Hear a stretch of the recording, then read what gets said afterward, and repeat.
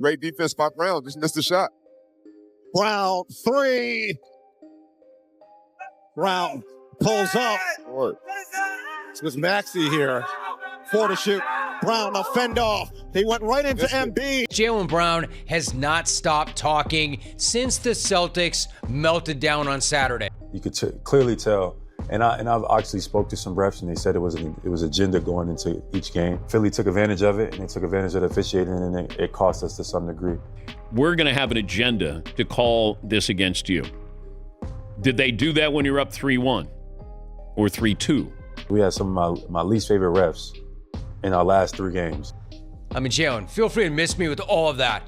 Good dude, great player. Miss me with all of that. When you break down this year's first-round matchups across both conferences, listen to this. There have been some wild upsets and comeback stories nobody saw coming.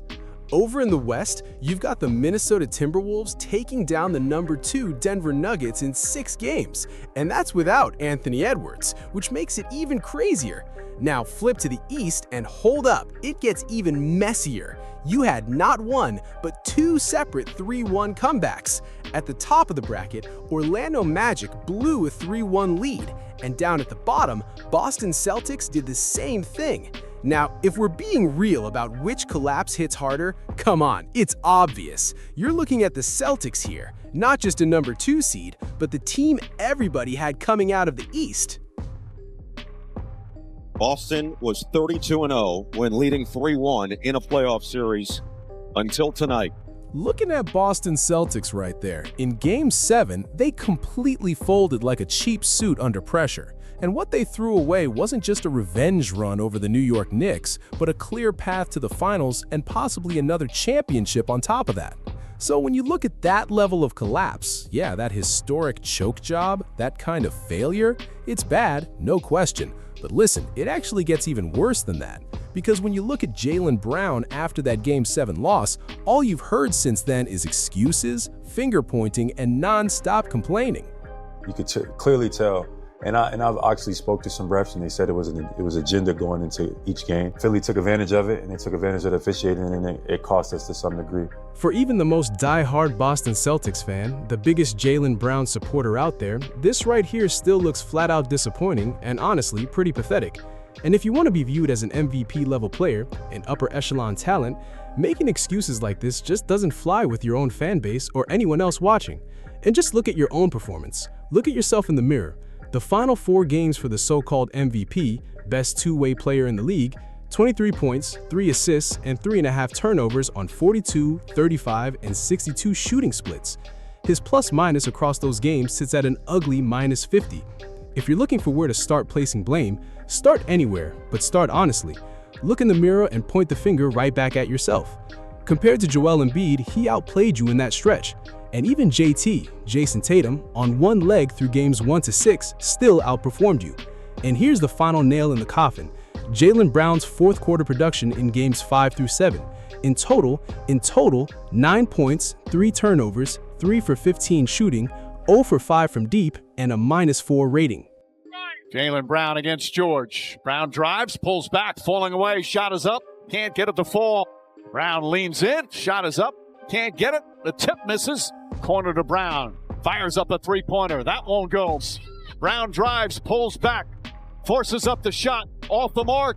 Jaylen Brown drives, pulls up, jump shot, in and out. Joel Embiid is a great player, one of the best bigs in basketball history. Flops. He know it. This ain't breaking news. It's crazy this series that I was complaining about officiating, rightfully so, because we were like our team finished dead last in getting calls. So stopping that right there for a second, if you look at great leaders in any sport, or honestly just great leaders in life, one thing they don't consistently do is shift blame when things go wrong. And right now, that's exactly the conversation around Jaylen Brown. Now, let's address the first point being thrown around, Joel Embiid and flopping.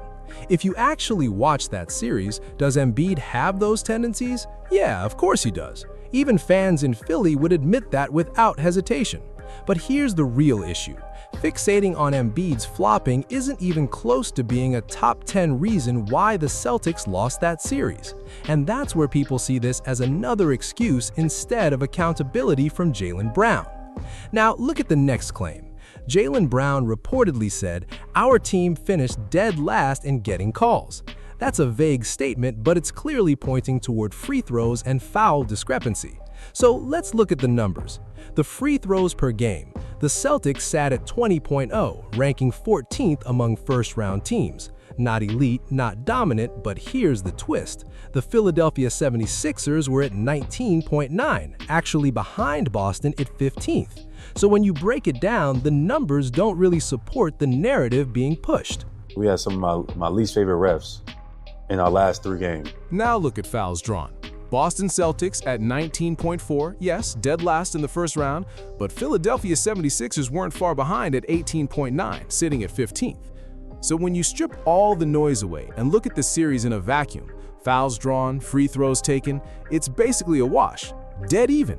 Which means if you're seriously trying to pin this series on officiating or free throw disparity, that argument just doesn't hold up. At best, it's a minor factor, maybe top 20 reasons, not anywhere near the top of the list for why Boston lost or why Philly advanced. And again, this circles right back to Jaylen Brown.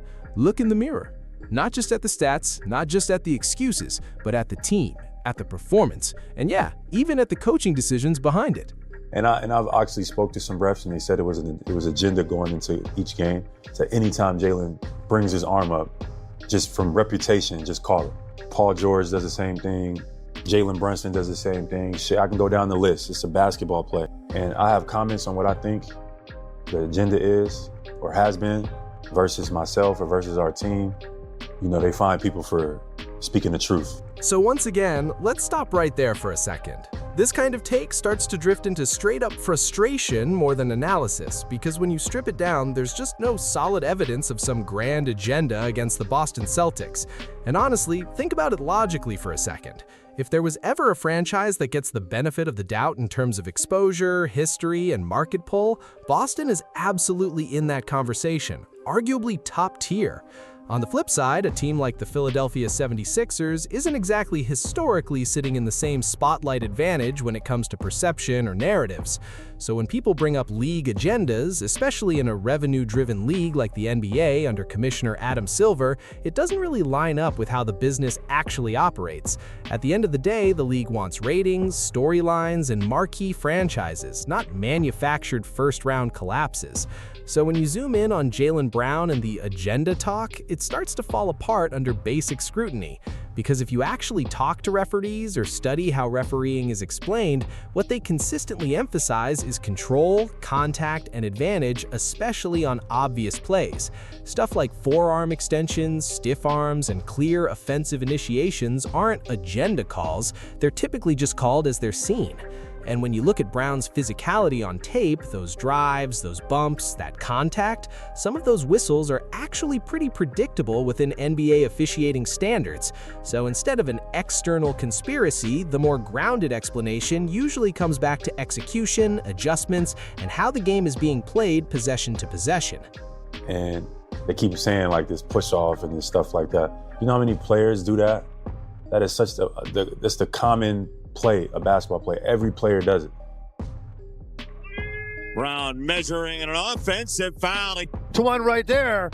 Philadelphia with 4 more made threes than this. Jalen Brunson does the same thing. Shit, I can go down the list. It's a basketball play. Philly took advantage of it, and they took advantage of the officiating, and it cost us to some degree. Now, for a second, let's actually test Jaylen Brown's theory about some supposed NBA agenda against them.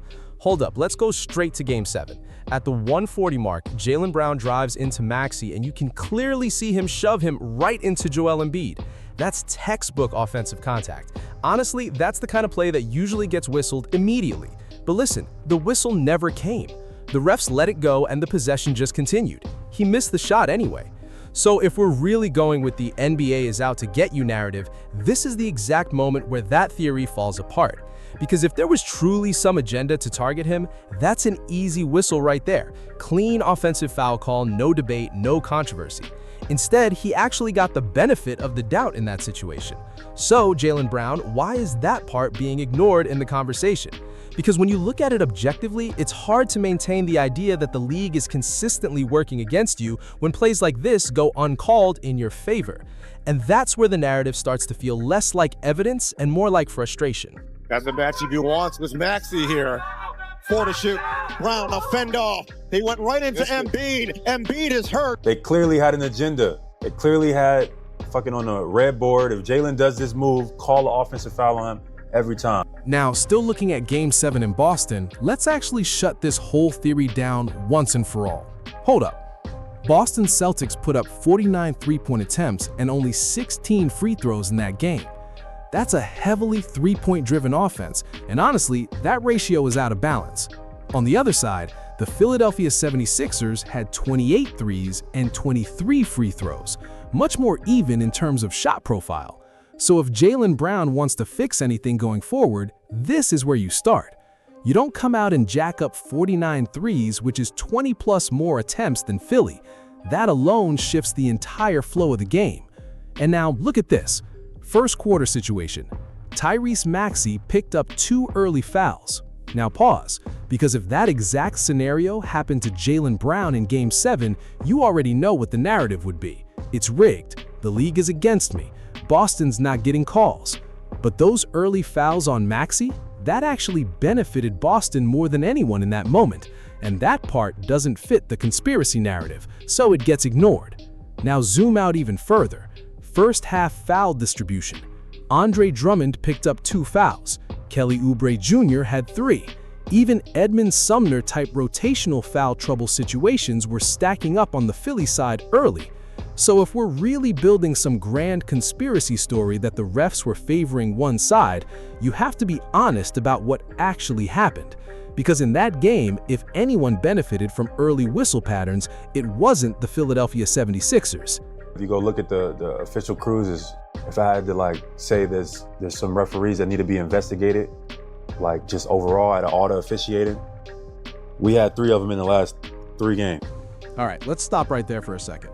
This is probably the most damning, at least in tone, but also the most emotionally charged breakdown out of all of it.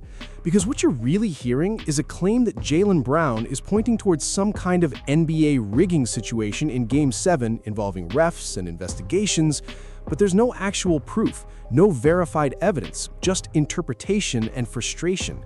And that's where this kind of narrative falls apart. If you want to build an everyone is against me storyline, it's actually pretty easy to do in sports, because losses are emotional. Every missed call feels personal in the moment. But hold up, real leadership, especially from someone on a team like the Boston Celtics, requires zooming out.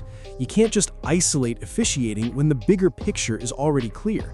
Nobody is seriously proving a league agenda against Boston. That idea doesn't hold up when you look at how the NBA operates under Adam Silver and the league's business side. At the end of the day, it comes down to execution, not conspiracy.